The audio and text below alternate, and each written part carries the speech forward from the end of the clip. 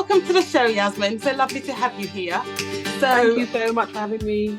Absolutely. So last week of school, well, for our sort of area anyway. And I'd really love to talk to you about getting our children ready for that transition in September to primary school or secondary school. Let's just start with primary school first. Yeah. That transition from the little ones going into sort of foundation reception. Yeah. What are some common challenges, would you say, that that transition comes with? There are, I would say, quite a lot, and I don't think they're the ones that people expect. It's not usually the academic side because the early learning curriculum, so the EYFS curriculum, as it's changed over the years, it's been tailored a lot more to children learning through social skills. So learning through play a lot more, doing a lot more topic-based work, exploration. So I think a lot of the main challenges then come down to things that would happen when you're doing, like, for example, everyone who's usually two would get a memo from their doctor to go and do their 2-year progress check. And if your child's in some kind of childcare system, whether it's with a childminder or going to a nursery, they should kind of do a similar sort of thing.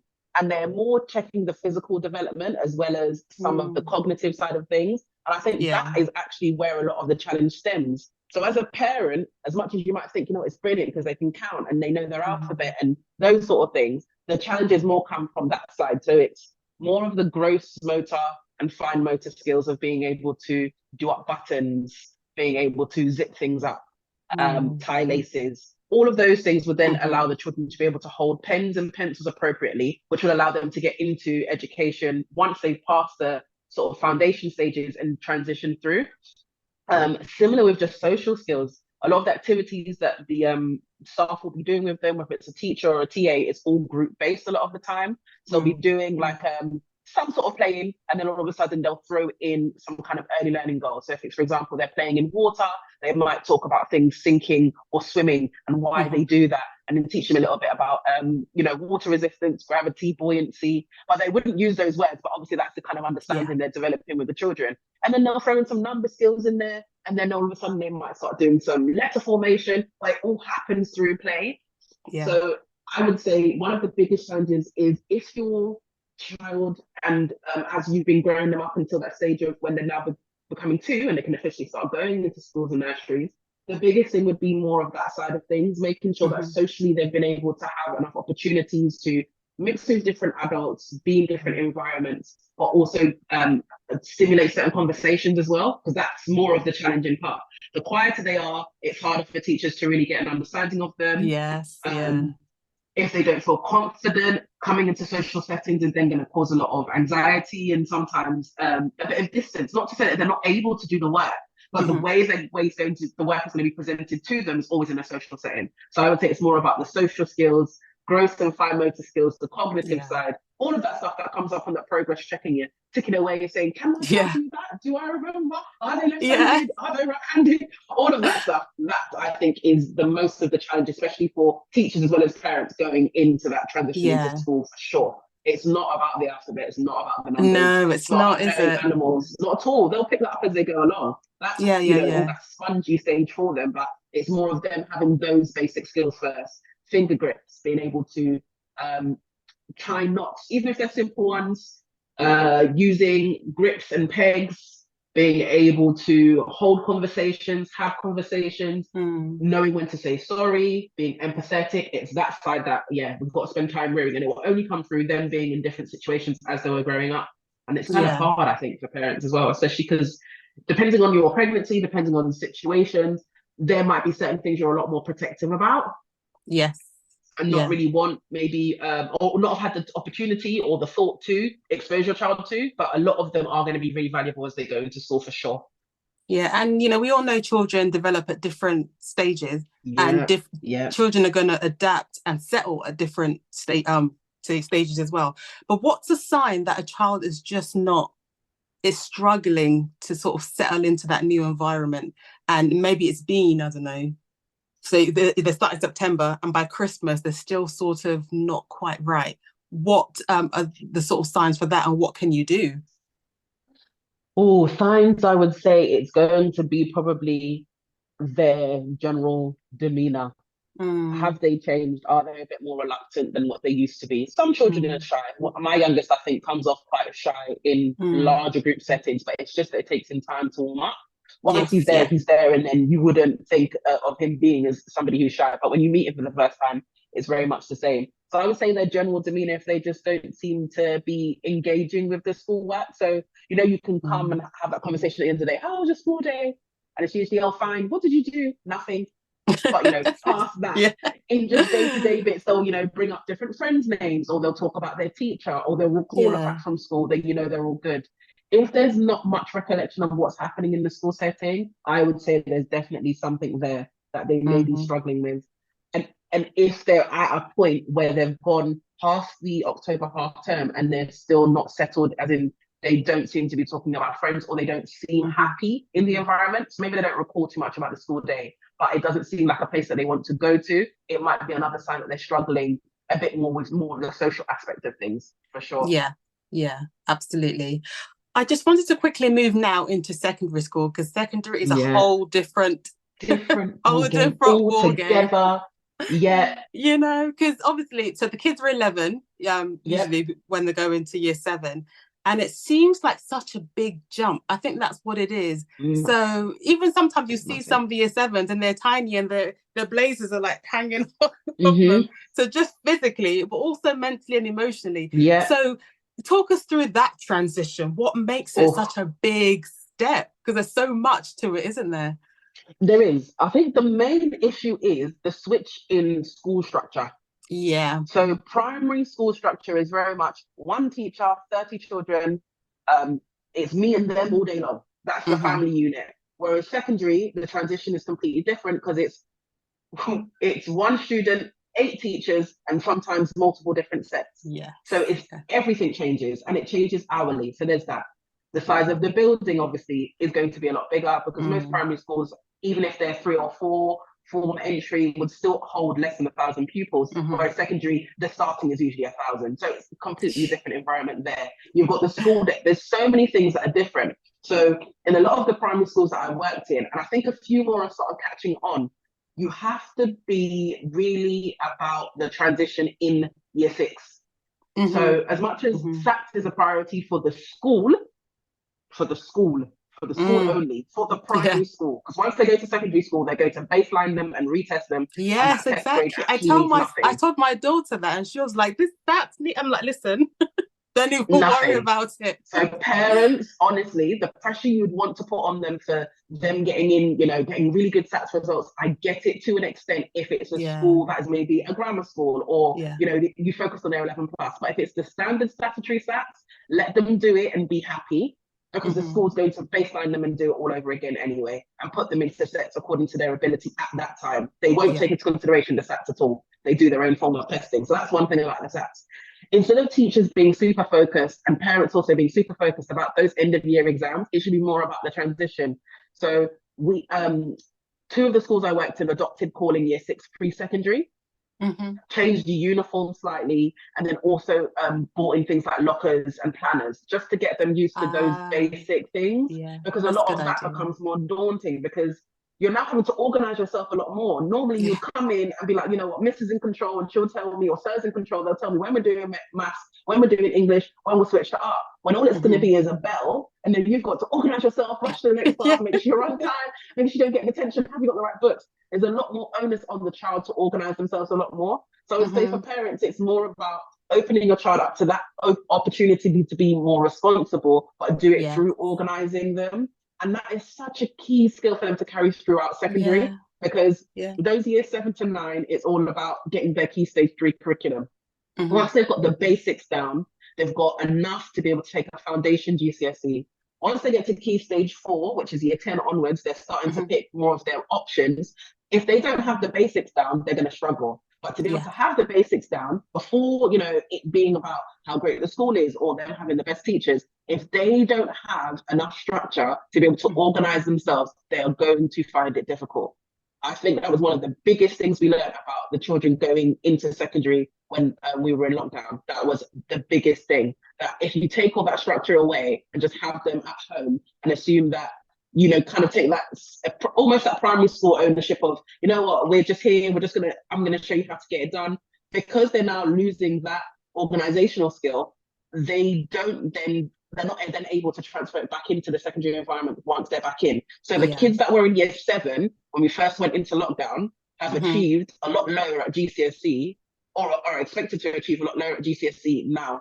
And then the kids who were also in year 9 at that time, the same thing, because they didn't have the opportunity to get the foundation right, whether it was organization, whether it was the curriculum itself, so they couldn't transition. So I would say for parents, honestly, the stats are, a great way for the school to acknowledge their achievements and, have a number that they can put on the banner outside of school. Other than that, it's about simple ways for them to just organize themselves, be in some kind of club where they know, okay, I have to be ready at this time, which means I need to have this bag prepped, which means I need to have this equipment with me, and it finishes at this time. And just instill those sort of things in them, and it will help a whole lot more with that transition, because it's rough. It is. I know it is rough. And what would you say emotionally as well, socially and emotionally? Because now there's a lot of hormones going on, and then the different personalities, you're going into a bigger arena, as you call it. So if you're kind of shy or introverted, maybe you might struggle, or maybe not. So what would you say is the main thing to sort of approach it? Because at that age, it's all about fitting in. But is that the right thing? 20 minutes. I could probably go for about 4 hours on this one. The social side is so big, but I think working in secondary taught me the most. Like, if I could go back to education, which I have no plans to, but if I would go back to secondary over primary, just because I felt like there was more of a need there to have somebody or to have more teachers who are parents, or to have more teachers who have this understanding a lot more about the pastoral side, because it weighs so much in secondary school. Like, they're not going to be academically anything unless they're happy. But the same as, as adults, if I'm not happy, you're not going to get productive days of work out of me. There's no way. Especially if I'm hungry as well. It's not happening. It's over. It's over before it started. But it's the same for all of these young people growing up. I think what we have to do as the adults around is to expect the first 2 years to be rocky, but give them the space, the time, and the capacity to be able to talk. It's so important, giving them the opportunities to talk through their feelings, just so you can kind of get them to a place where they understand on their own.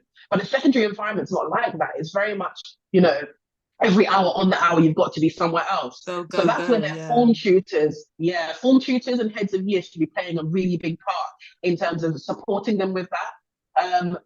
And then the same with parents, families, anyone they can talk to at home through whatever it is that is bothering them, will give them the opportunities to be able to then find their groove. Because what it is that journey of discovery, isn't it? To find out who I really am. But to do that, I've got to do a lot of the ups and downs, the arguments, things that are happening left field, my emotions being hurt, not knowing how to react or to behave or what to do, and to have those lost moments for them to figure it out, so that later on they then know this is who I am, and then they can be true to themselves instead of always wanting to try and fit in. The children who I find who are super quiet are the ones you want to pay more attention to, but you have to instill an environment in school as well. I did it a lot. I got in trouble for it, but hey ho, I know it worked. And at home, where talking is, the best option, or the first go-to, that you can talk about anything, that you can, explain anything you want to me. And however crazy it sounds, I'll try my best to guide you through.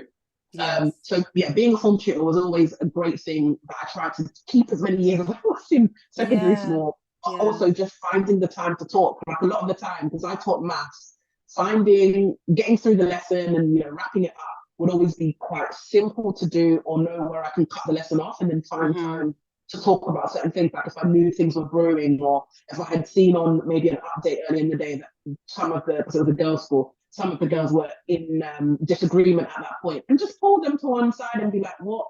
You stay behind after lesson, you stay behind after lesson, so it would be their break time or something. Talk to me, what's going on? Let's come to a common ground here of what's happening.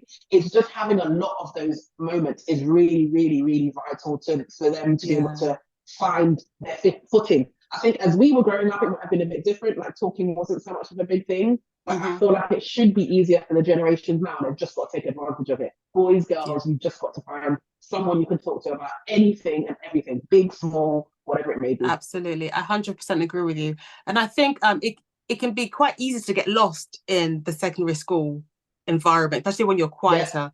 And because the teachers are probably looking for the louder ones because they're trying to make sure the troublemakers, I put that in quotes. So they take that those people take the time, and then the ones who are maybe really smart or academic, the ones sort of in the middle, it's quite easy to sort of overlook them, and it can be takes a lot of intentionality to sort of hone in. But just quickly, extracurricular activities in secondary, because I think that you know there's so many different things that you can do in a secondary school.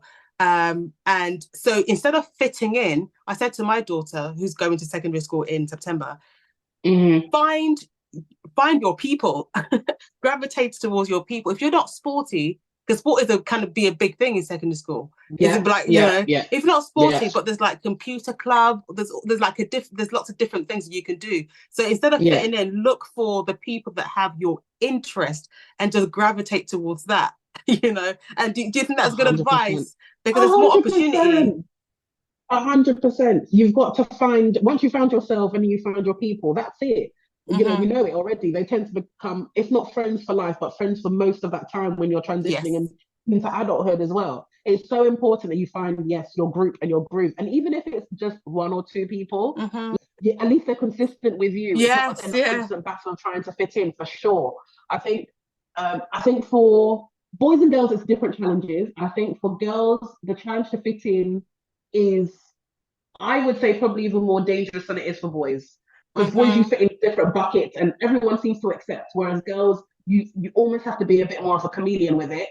And sometimes do it for certain stages, certain classes even, certain year groups, and navigate it a lot more that way. And it's harder to do, but you have to be really firm about who you are to be able to do that successfully. And I think that's what I'm saying about giving them the opportunity to kind of go through those rocks and bumps and, you know, going left and having absolute meltdowns, but just knowing that, you know, this is what's going to happen regardless. You've just got to be open to knowing that there is going to be an end and you will find your who you are. That's what it's about. But definitely, you're more introverted, find people who have the same interests as you, even if it's just reading, even if it's just art, maybe it's a particular, you know, series or type of series, because a lot of the kids now are interested in like anime and things like that, or different cartoons. Well, not cartoons, they're not even cartoons. How dare I even say that? Animation. Animation, there we go. Different types of animation or different types of film or different interests, maybe it's dance as well as those things. All of that